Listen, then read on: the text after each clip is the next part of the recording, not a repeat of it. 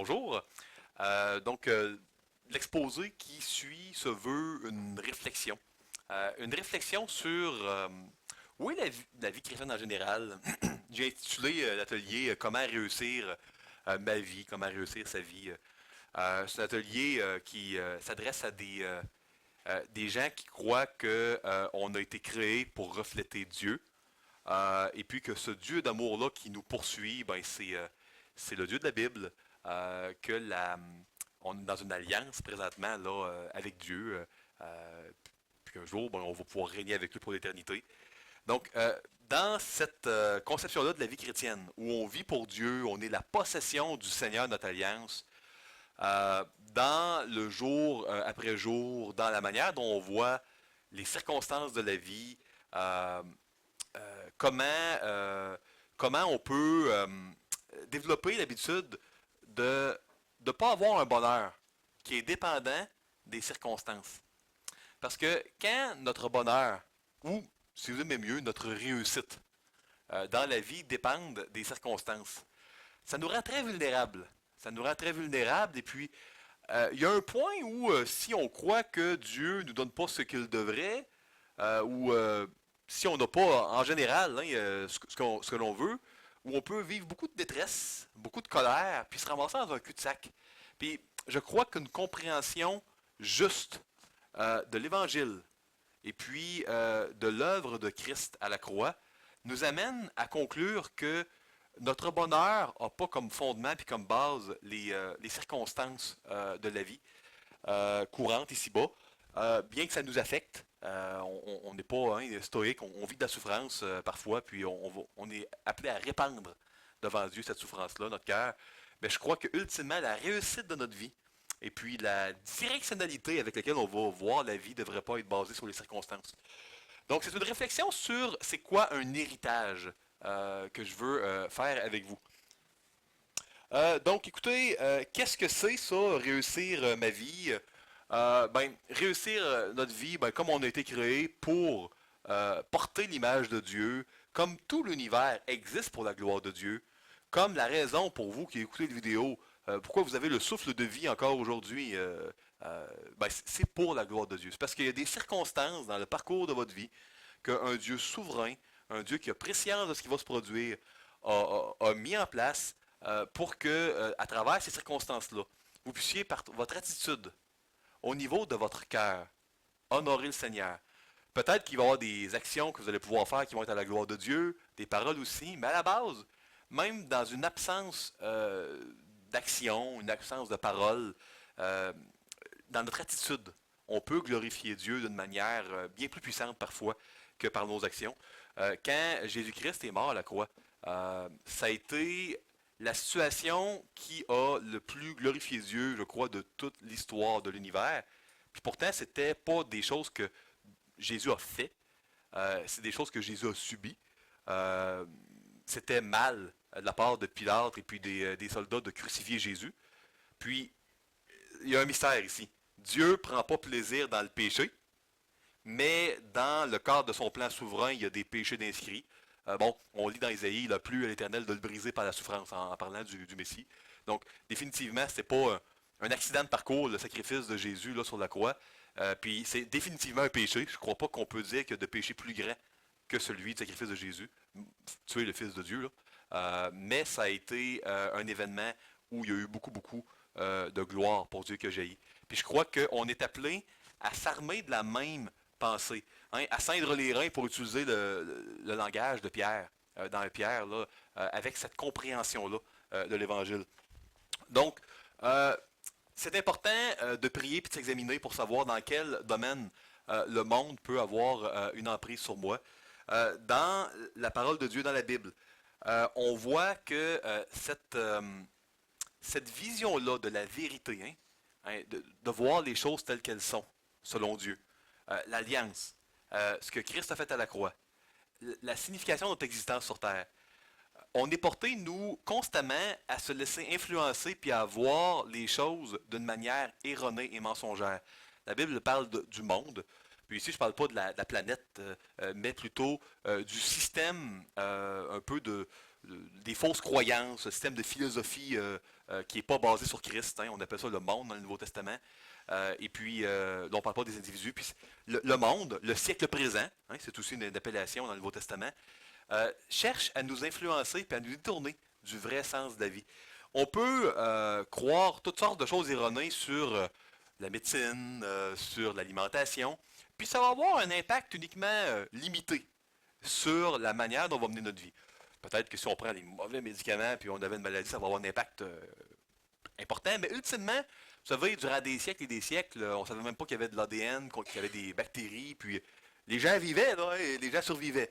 Le guide alimentaire canadien, ça n'a pas toujours existé. Les gens ont survécu. Donc, sans minimiser ces outils-là, euh, les mensonges les plus graves, les plus importants, sont ceux qui touchent à la signification de notre existence sur Terre. Pourquoi l'être humain existe?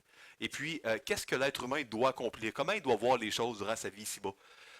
Puis pour moi, je crois que la parole de Dieu nous donne des avertissements euh, de toujours renouveler l'intelligence.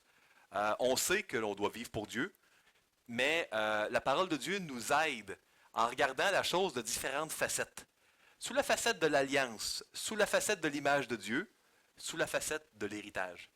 Donc on est appelé à revisiter des vérités, à revisiter l'Évangile de plein d'angles différents tout au long de notre vie pour ne pas se conformer au siècle présent, pour qu'on puisse discerner quelle est la volonté de Dieu, ce qui est bon, agréable et parfait. Puis c'est vraiment ce que le Seigneur nous appelle à faire, on le voit dans Romains 12, là, 1 et 2.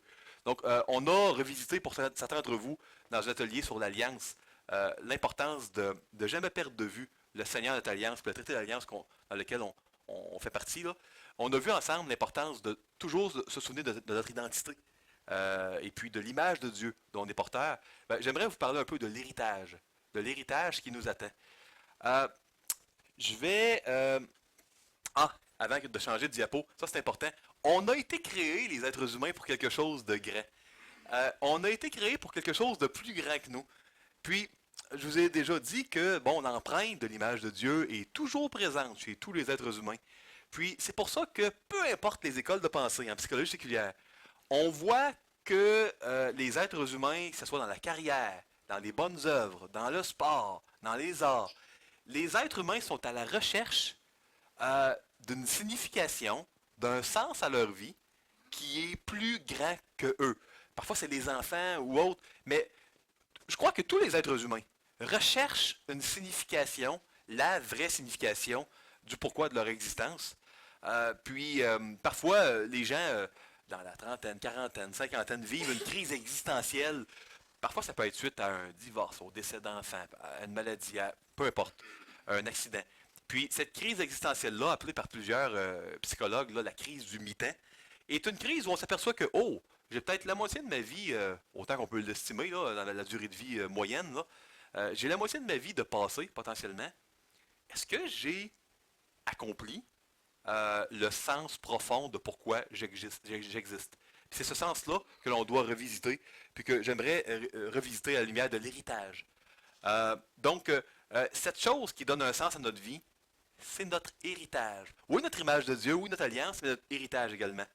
Donc, la réussite de notre vie, c'est seulement atteint quand on réussit à croire, et à comprendre que Dieu est notre héritage.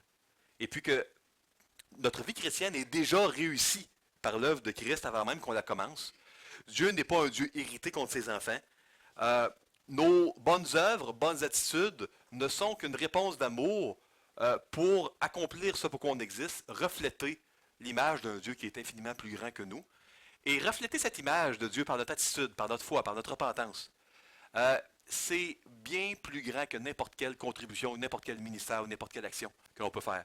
Donc, quand on fait une bonne œuvre préparée d'avance afin qu'on la pratique, l'attitude avec laquelle on fait la bonne œuvre, puis le motif, c'est beaucoup plus glorieux au niveau de Dieu que la nature de la bonne œuvre qu'on fait. Ça, c'est vraiment important. On voit dans les Écritures Abraham.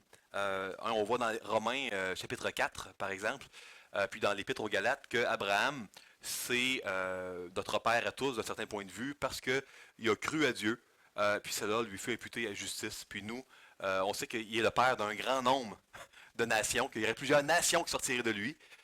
Puis oui, il y a eu plusieurs nations là, physiquement qui sont sorties de lui, mais également il y a eu, on le voit dans Galates, une tonne, hein, un grand nombre d'enfants spirituels qui ont fait comme lui et puis qui se sont appuyés sur Dieu, qui ont été sauvés par grâce au moyen de la foi. Donc on voit Abraham, on voit Jacob, on voit par Joseph la rédemption de Dieu, on voit en Juda, hein, une des 12 tribus d'Israël, la lignée messianique où le Messie qui devait venir, hein, le fils de David qui devait venir est venu. Mais on voit également une autre tribu d'Israël, la tribu de Lévi. Puis c'est une tribu, bon, qui n'est pas la même, hein, évidemment, que celle de Joseph ou que celle de Judas. C'est un des 12 frères.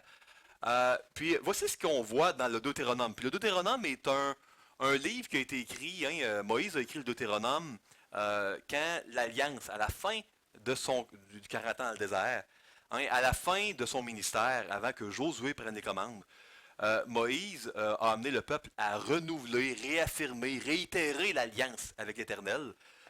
Et puis c'est dans ce contexte-là qu'il y a eu une réaffirmation du traité. C'est pour ça que dans le Deutéronome, on voit beaucoup, beaucoup de choses qui sont également dans l'Exode. On revoit les 10 commandements, on revoit tout ça. Donc, lisons ensemble Deutéronome 18. Les sacrificateurs, les Lévites, hein, la tribu entière de Lévi, n'auront ni part ni héritage avec Israël. Ils se nourriront des sacrifices consumés par le feu, en l'honneur de l'Éternel, et de l'héritage de l'Éternel. Ils n'auront point d'héritage au milieu de leurs frères. L'Éternel sera leur héritage, comme il le leur a dit. Puis ça peut sembler assez spécial de voir ça, parce qu'on se dit, bon, pourquoi, si les Lévites sont des serviteurs de Dieu, pourquoi ils n'ont pas d'héritage comme les autres?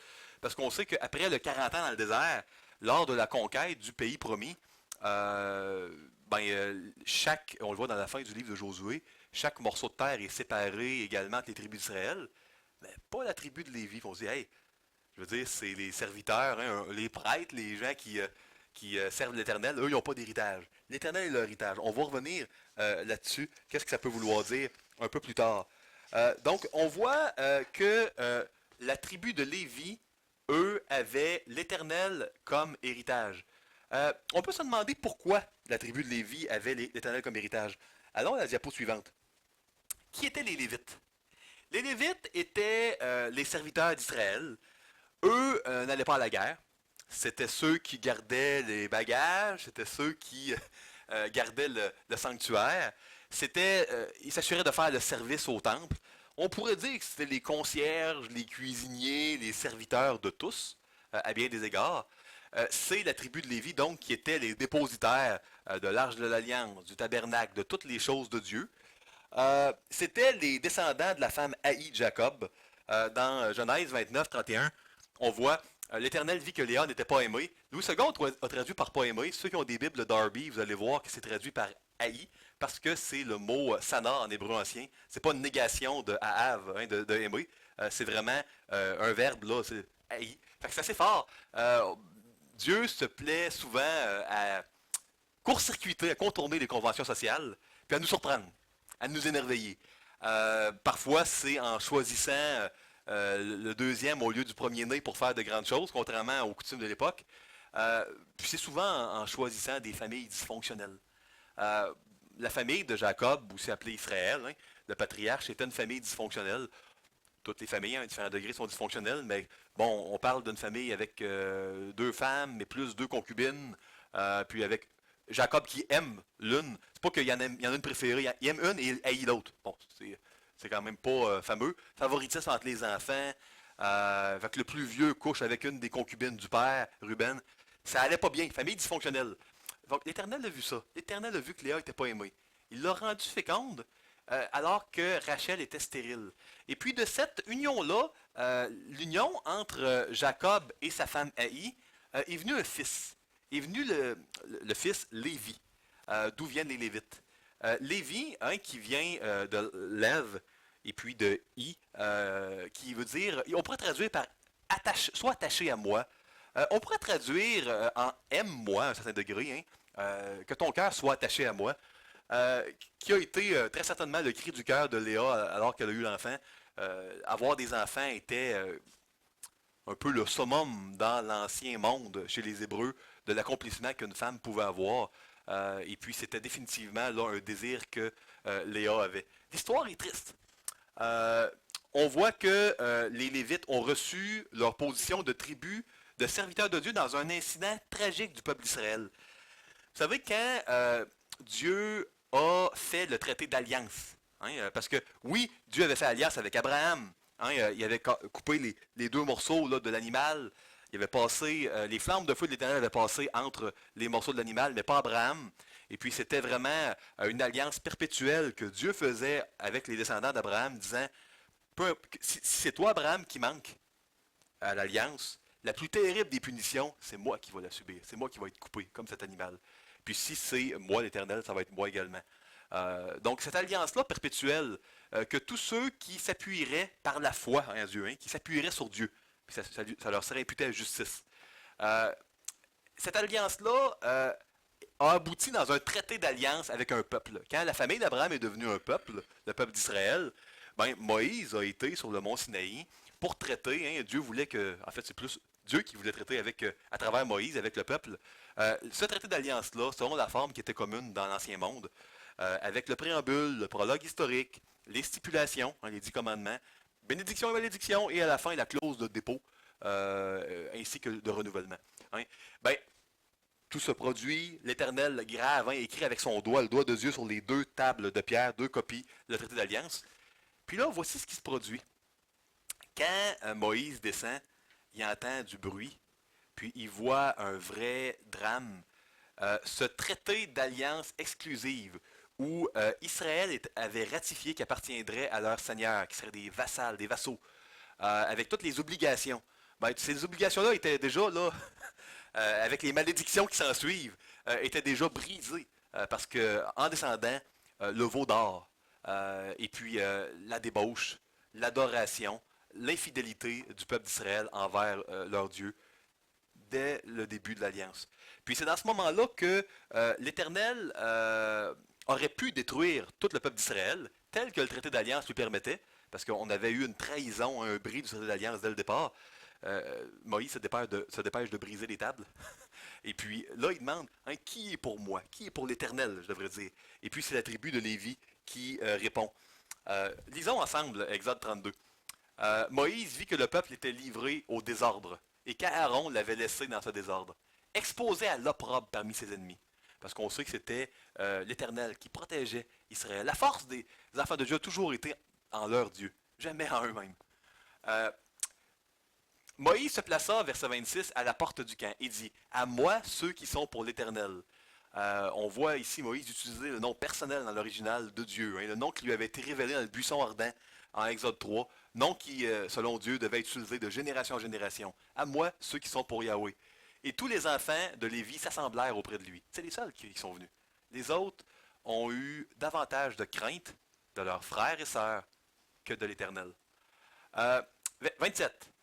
Il leur dit, ainsi parle l'Éternel, le Dieu d'Israël, que chacun de vous mette son épée au côté, traverser et parcourir le camp d'une porte à l'autre, et que chacun tue son frère et son parent. 28. Les enfants de Lévi firent ce qu'ordonnait Moïse, et environ 3000 hommes parmi le peuple périrent en cette journée. Euh, je saute évidemment parce que l'histoire continue. On sait que là, Moïse a demandé à l'Éternel de pardonner, ont intercédé. Les enfants de Dieu ont eu une deuxième chance. Il y a eu en Exode 34 le deuxième traité d'alliance. Mais moi, je veux aller dans le nombre pour vous lire ce qui s'est produit suite à cet incident-là. Voici, j'ai pris vos frères les Lévites, hein, descendants de la femme haïe Jacob, du milieu des enfants d'Israël, donnés à l'Éternel. Ils vous sont remis en don pour faire le service de la tente d'assignation, le lieu où Dieu était. Donc, les Lévites étaient vraiment les serviteurs d'Israël. C'est des gens qui avaient eu davantage de la crainte de Dieu que la crainte de déplaire aux autres ou que le désir de plaire aux autres. Ça, c'est qui étaient les Lévites. On peut également dire que les Lévites prenaient soin du tabernacle. Ça, c'est certain. On peut aussi dire que les Lévites étaient des gens qui n'avaient pas la gloire du combat. C'était les gens qui s'étaient pas qui n'avaient pas eu la victoire avec les guerriers. Ils étaient en arrière. Il n'y avait pas la gloire de la victoire. Les Lévites, c'était un petit peu Adam et Ève version 2.0, si je peux m'exprimer ici. Parce que, alors qu'Adam et Ève étaient responsables du jardin, là où était l'Éternel, les Lévites étaient responsables de prendre soin de la maison de l'Éternel. Ils étaient responsables de protéger la maison de Dieu. Puis ils ont été placés dans cette position-là, pas parce que c'était des grands guerriers, parce que leur crainte de Dieu a été plus grande que leur crainte des hommes. Maintenant, depuis le début, je vous dis, bon, on va parler de l'héritage, comment ça transforme notre vision de la vie. Puis je vous dis, bon, les Lévites, c'est chaque chose dans les Saintes Écritures ont été placées comme ombre des choses à venir, nous donnent des vérités précieuses pour notre foi, rendent témoignage de Jésus, en quoi nous, c'est aidant pour nous. Écoutez, qu'est-ce que ça veut dire Dieu était leur héritage? Lisons ce que ça voulait dire à l'époque, puis réfléchissons ensuite à ce que ça veut dire aujourd'hui. L'Éternel dit à Aaron, dans Nombre 18, versets 8 et 9, Voici, de toutes les choses que consacrent les enfants d'Israël, je te donne celles qui me sont offertes par l'élévation. Je te les donne, à toi et à tes fils, comme droit d'onction, par une loi perpétuelle. Voici ce qui t'appartiendra parmi les choses très saintes, qui ne sont pas consumées par le feu. Toutes leurs offrandes, tous leurs dons, tous leurs sacrifices d'expiation, et tous les sacrifices de culpabilité qu'ils m'offriront. Ces choses très saintes seront pour toi et pour tes fils. Quelque chose de saint dans l'Ancien Testament, ce que veut dire le mot saint, c'est oui, être séparé du monde, mais par la bande. C'est premièrement être attaché à Dieu. C'est ce que le mot saint veut dire en hébreu ancien, dans l'Ancien Testament. Donc, les Lévites s'occupaient de protéger et de prendre soin de la maison de Dieu. Ils mangeaient la nourriture de Dieu et recevaient les objets de valeur de Dieu. Donc il y avait les biens précieux de Dieu, ils mangeaient la nourriture de Dieu et s'occupaient de la maison de Dieu là où l'Éternel était. C'était les rôles que les Lévites avaient. Manger la nourriture de Dieu, qu'est-ce que je veux dire? Eh bien, les sacrifices n'étaient pas tous des holocaustes. Les holocaustes étaient des sacrifices qui étaient consumés à 100%. Sinon, on avait selon le type de sacrifice, qui sont détaillés d'ailleurs dans les livres de la loi, dans la Torah, les 5 premiers livres de la Bible. Certains étaient consumés à environ à 60%, à 70%, à 80%. Il restait tout le temps de la viande. Il y avait des portions qui étaient consumées, et puis à part les holocaustes qui étaient entièrement consumés, il y avait toujours de la viande qui restait, puis c'était la propriété vraiment là, des enfants de Lévi. Ça leur était donné. Donc Dieu leur donnait sa nourriture et leur donnait ses biens. Fait que ça, c'est assez intéressant de voir ça. Maintenant, j'aimerais attirer votre attention sur la signification du mot héritage. Parce que je crois qu'une compréhension précise de ce mot-là va nous aider à tirer les applications pour nos vies. En hébreu ancien, le mot nachala est traduit en français par héritage. Un héritage, c'était une part, c'était une possession, une propriété perpétuelle, insaisissable. Euh, Permettez-moi d'utiliser le terme légal, une propriété qui était inaliénable. Il n'y avait pas aucune possibilité dans l'ancien monde de prendre l'héritage de quelqu'un. C'était sacré. Tu ne pouvais pas voler l'héritage de quelqu'un contre son gré. Donc, ici, il est dit qu'eux auront pas, ils vont avoir la nourriture de Dieu, ils vont avoir les choses précieuses de Dieu, mais c'est des gens qui n'auront pas la gloire du combat, puis ils n'auront même pas les lopins de terre que les autres tribus vont avoir. OK. Pourquoi? Parce que l'Éternel va être leur héritage. Qu'est-ce que ça veut dire? Si on se fie au mot, ça veut dire que Dieu va être leur propriété, leur droit, leur part, perpétuelle, insaisissable, inaliénable. C'est pour ça qu'ils n'auront pas d'héritage sur terre. Et effectivement, quand on lit plus loin dans Josué, ils ont tous eu leur part, sauf les Lévites. Les Lévites n'étaient pas les seuls à ne pas avoir eu d'héritage. Abraham, notre père à tous, spirituellement, lui aussi n'a pas vu son héritage. Quand on lit dans l'Épître aux Hébreux, on voit que Abraham a passé pratiquement là, 100 ans d'errance dans le pays où Dieu l'avait envoyé. Un héritage lui avait été promis. Mais on voit que durant ces 100 ans d'errance, Errance et adoration. Il y a eu à deux reprises son épouse dans le harem de notre homme. Il y a eu de l'incrédulité. Il y a eu une tentative de s'approprier les promesses de Dieu en couchant avec Agar, avec Sarah. Il y a eu des problèmes de famille avec l'autre. Il y a eu toutes sortes de problèmes. Et puis, ce faisant, il a cru à Dieu. Il a cru à Dieu, puis au beau milieu de son incrédulité et de ses péchés, il bâtissait des hôtels. Il bâtissait des hôtels. Il adorait. Abraham a vécu une vie de 100 ans et plus, d'errance et d'adoration, où il n'a jamais reçu son héritage sur terre. Il l'a vu, il l'a salué de loin, parce qu'il attendait une cité qui n'était pas faite de main d'homme. Une cité céleste qui lui serait donnée par l'Éternel. L'héritage d'Abraham, il s'est très bien rendu compte que c'était pas sur terre. Que le vrai héritage n'était pas là, le pays de Canaan, que c'était l'Éternel. On a besoin de Hébreu pour bien comprendre la raison pour laquelle Abraham n'a pas obtenu cet héritage-là terrestre.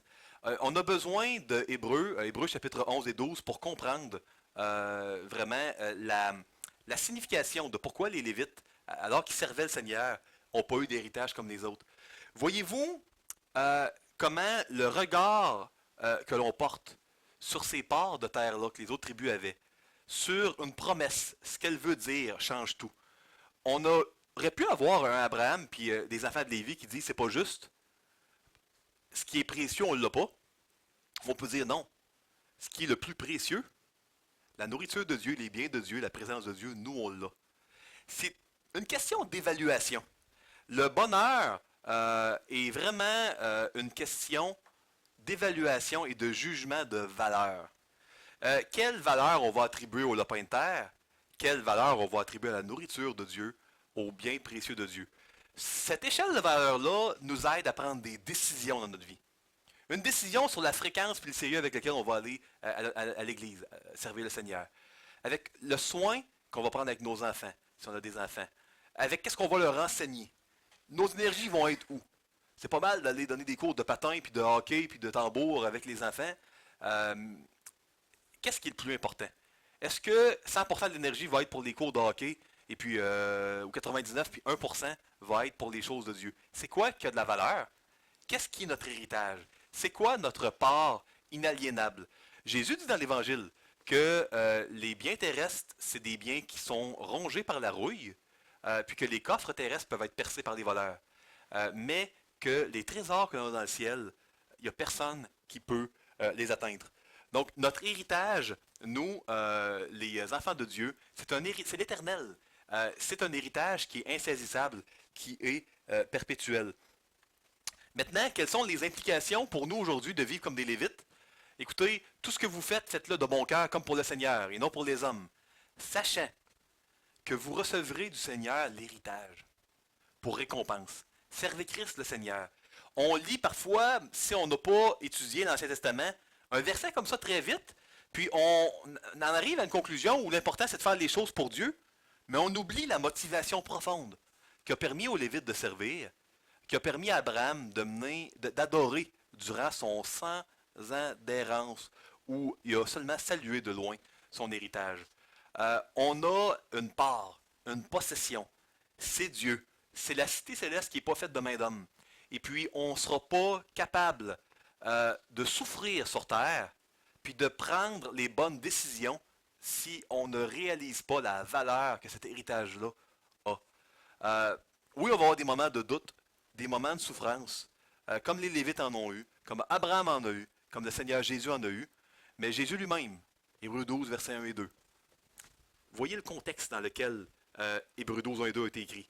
Le contexte de ces événements passés-là qui sont là pour servir d'exemple pour nous.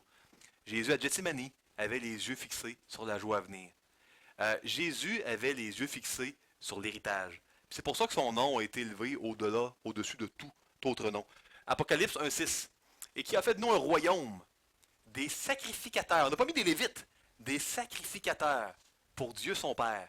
À lui soit la gloire et la puissance au siècle des siècles. Amen. Vous savez, les Lévites étaient des gens qui possédaient, la présence de Dieu était chez les Lévites, et puis maintenant, la présence de Dieu est en nous. Hein. Euh, la, la nourriture de Dieu, des Lévites, ben, c'est sa parole. On a, nous aussi, les choses précieuses de Dieu. On a la présence de Dieu. Le tabernacle était mobile. Il se déplaçait. Et puis, dans la Nouvelle Alliance aussi, le tabernacle, nous, l'Église, est mobile et se déplace. Si les Lévites étaient Adam et Ève 2.0, qui devaient s'occuper du jardin au départ, Adam et Ève, puis de la présence de Dieu, puis régner sur la création, ben, on serait peut-être les 3.0, nous autres, l'Église, qui nous aussi allons recevoir les habits blancs, les habits qui représentent l'héritage dans la Bible, on le voit dans l'Apocalypse, et qui allons régner un jour sur le nouveau royaume, dans les nouveaux cieux et la nouvelle terre. Donc, ça a toujours été le plan dès le début, mais on a besoin de renouveler notre intelligence afin de discerner ce qui est bon, agréable et parfait. Ce qui est parfait, et donc par définition ce qui est le plus motivant, les choses parfaites et bonnes, c'est ça qui nous motive. On veut le bon, nous. On veut ce qui est précieux. Mais si on ne le réalise pas, on n'aura pas la motivation, puis on n'aura pas la capacité de faire des bons choix. On ne fera pas des choix logiques. Dans Romains 12.2, on voit que c'est un culte raisonnable, raisonnable qui vient de logikos en grec. Donc c'est une manière logique de procéder, de se donner pour Dieu, puis de ne pas avoir trop de peine et d'égards pour les parts terrestres que les 11 autres tribus vont avoir, quand on réalise la valeur infinie de ce que l'on a. Si je ne sais pas qu'une bague de diamants vaut 20 000 si j'ai l'impression que c'est une bague du Dollarama ou du Carnaval du dollar qui vaut 1 dollar, peut-être que je vais la laisser traîner dehors ou à terre dans le stationnement, puis que je m'en ferai pas. Si je connais le prix, ouf, je vais le traiter tout à fait différemment. La manière de réussir sa vie chrétienne, j'aimerais vous proposer que c'est vivre comme un lévite. Vivre une vie d'errance où on accepte de ne pas toujours savoir ce qui va aller et ce qui va survenir devant nous. On cherche à trouver la volonté de Dieu pour notre vie avec les meilleures lumières qu'on peut, mais comme Abraham, notre père spirituel, on ne réussit pas toujours à savoir. Et on doit apprendre, parce qu'on a les yeux fixés sur la cité céleste, à adorer ce faisant, à travers notre errance et notre confusion. Vivre comme un lévite en sachant qu'on a un héritage illimité. C'est plus facile d'être généreux avec notre temps et notre argent. Parce que, vous savez, nos biens terrestres sont limités. Tandis que les biens célestes le sont pas. Ils sont illimités. On a de l'argent sur terre, des talents, et puis on doit l'offrir au Seigneur. Euh, Vivre comme un lévite, c'est vivre comme si le royaume des cieux, il est plus réel que le monde ici-bas dans lequel on est, seulement pour un peu de temps. Euh, j'ai beaucoup aimé la lecture du livre de C.S. Lewis, The Great Divorce, qui est une fiction, un œuvre de fiction, où on représente là, un dialogue entre des gens au ciel et des gens en enfer. Puis Lewis, dans son roman, représente le ciel comme étant un endroit, le vrai endroit réel, et puis l'enfer comme étant, un peu comme sur Terre, un genre de lieu où tout est flou, tout est masqué, tout est une pâle réalité là, du ciel. Évidemment, Lewis savait très bien que ce n'est pas la réalité de ce que va être le ciel et l'enfer, mais voulait nous faire comprendre que le vrai monde, c'est pas le monde ici-bas. Puis le vrai héritage, c'est pas ce qu'on peut avoir ici-bas. Puis on a besoin de se rappeler de ça si on veut réussir notre vie. Dans notre vie sur Terre, on a plusieurs décisions à prendre. Et puis, on sait qu'on ne doit pas les prendre d'une manière émotive. Et puis, on sait que on connaît la vérité, on a la parole de Dieu. Mais notre cœur est tellement tortueux. Notre cœur est tellement incrédule. On vit tellement de confusion qu'on a besoin de se rappeler les vérités spirituelles, sans quoi on n'aura pas la force, on n'aura pas le vouloir et le faire pour prendre les bonnes décisions et puis s'appuyer sur Christ, lui faire confiance, vivre une vie de foi où on va prendre des pas, on va prendre des décisions qui vont être contraires à ce que nos émotions vont nous dire. Euh, Vivre comme un lévite, c'est donc vivre dans un monde où on sait qu'on est là que pour un peu de temps, un monde très temporaire. D'où l'idée d'être comme un voyageur et un pèlerin dans la première épître de Pierre. Vivre comme un lévite, ça nous rend capable de faire du bien à nos ennemis. Parce qu'on sait que la justice ultime ne nous appartient pas. Quand on a reçu de la part du Seigneur tellement de bonnes choses, puis que notre Seigneur nous dit d'aimer nos ennemis, la valeur incroyable de ce qu'on possède nous rend capable de faire du bien, d'être généreux, d'aimer nos ennemis. Vivre comme un lévite, c'est de voir le monde à venir à travers Jésus. Vous savez, vivre comme un lévite, ça nous donne la paix, puis ça calme nos peurs. Il y a deux choses majeures qui se sont passées à Dothan dans les Saintes Écritures. Dans Genèse chapitre 37, euh, Joseph, qui avait été envoyé par son père pour vérifier comment allaient ses frères, a été jeté dans une citerne. Puis il est dit que Joseph a crié, a supplié ses frères d'avoir pitié. Durant ce temps-là, ses frères ont mangé un repas à côté de la citerne. Ils ont failli par le vendre comme esclaves. Les cris de Joseph ont retenti durant plusieurs siècles, suffisamment pour qu'Amos, au chapitre 6, s'en rappelle et puis relate les cris de détresse que Joseph avait. À Dothan, l'Éternel n'a pas été sourd aux cris de Joseph. Il a été entendu. Il a été entendu, et puis il y a eu. Joseph a été capable d'être fidèle, de ne pas être en mal contre Dieu, d'être fidèle après ça dans la maison de Potiphar, où il a été envoyé en prison à tort, de rester tellement intègre en prison que le chef de la prison l'a mis là, comme au-dessus de tout le monde. Puis après ça, il s'est ramassé le numéro 2 du pays. Le fils de Jacob, trahi, vendu, on a retiré ses vêtements, qui un jour allait sauver son peuple. On voit cette délivrance-là qui a été invisible d'un œil humain. C'était pas faisable pour Joseph de prendre des bonnes décisions s'il n'y avait pas les yeux fixés sur un héritage qui avait plus de valeur. Tellement de valeur que la trahison de ses frères et puis les circonstances hyper pénibles, hyper injustes devenaient secondaires. Le deuxième événement, la deuxième délivrance qui a eu lieu à Dothan, est une autre délivrance invisible. Dans le deuxième livre des Chroniques, on a eu une armée entière qui s'est rassemblée autour de Dothan pour tuer, pour capturer l'homme de Dieu, Élisée. Et puis, Élisée était capable de rester dans la paix, parce qu'il savait que son Dieu était bien plus grand qu'une armée. Son serviteur Géasi ne comprenait pas, et puis a demandé, Élisée a demandé à Dieu d'ouvrir les yeux de Géasi, puis Géasi a pu voir les chars de feu avec les anges, l'armée d'anges, tout autour de Dothan. Encore ici, une délivrance, mais invisible à l'œil. On ne peut pas vivre une vie ici-bas d'une manière aveugle, d'une manière sourde. On a besoin de vivre comme des Lévites, de réaliser la nourriture que l'on a dans la parole de Dieu. On a besoin de réaliser qu'on a les possessions, les choses précieuses de Dieu. L'univers, d'un certain point de vue, nous appartient. On est co-héritier avec Christ. Co-héritier. Dieu est notre héritage. Et puis, c'est ce qui nous permet de faire comme Joseph, d'être en paix comme Élisée. C'est ce qui nous permet de vivre des moments comme les Lévites où on va être capable d'avoir plus une crainte de Dieu qu'une crainte des hommes. Donc, vivre comme un Lévite, c'est voir les choses à travers Jésus. J'aimerais terminer par quelques applications pratiques. Euh, on doit renouveler l'intelligence. On n'y arrivera pas. Et on doit être transformé par le contact de la parole de Dieu avec notre cœur. Donc, on doit être constamment en train de méditer et étudier la parole de Dieu. On doit constamment le faire. Pas pour nécessairement apprendre de nouvelles choses, euh, pour que la parole puisse nous transformer, nous encourager puis nous fortifier. Peut-être qu'on va apprendre des nouvelles choses parfois, peut-être que non, euh, mais c'est vivant. On doit le réaliser. On doit le faire avec discipline. On doit le faire chaque jour. On doit être sérieux avec ça. C'est une véritable folie de passer une journée sans prendre de temps pour le faire. On est en train complètement là, de prendre un poison qui va nous rendre aveugles ou encore de ne pas prendre l'antidote qui nous empêche d'être aveugles. Moi, vous savez, je conseille aux gens qui ont une maladie chronique, qui doivent prendre des médicaments chaque jour, de tout le temps les prendre, de ne pas arrêter.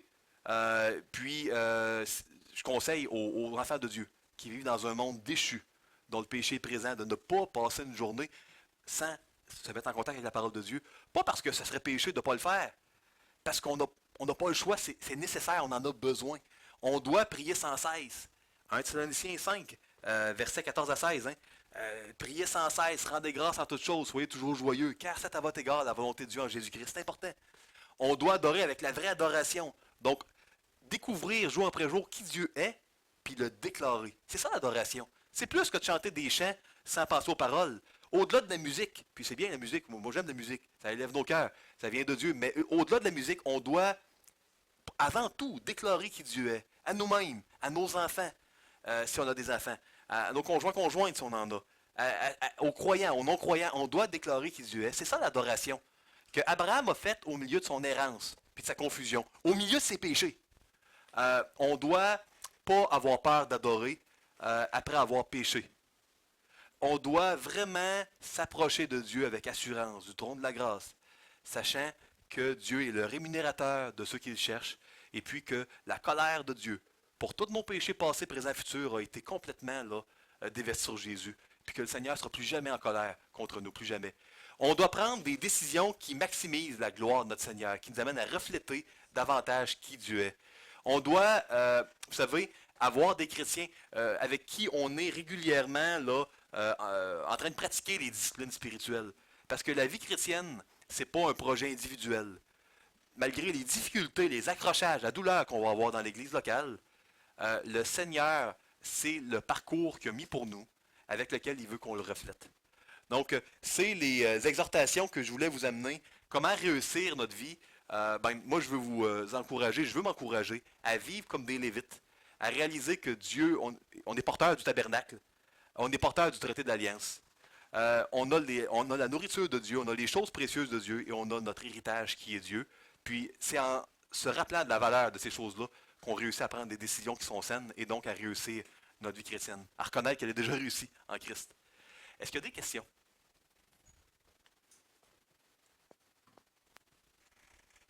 C'est très bien.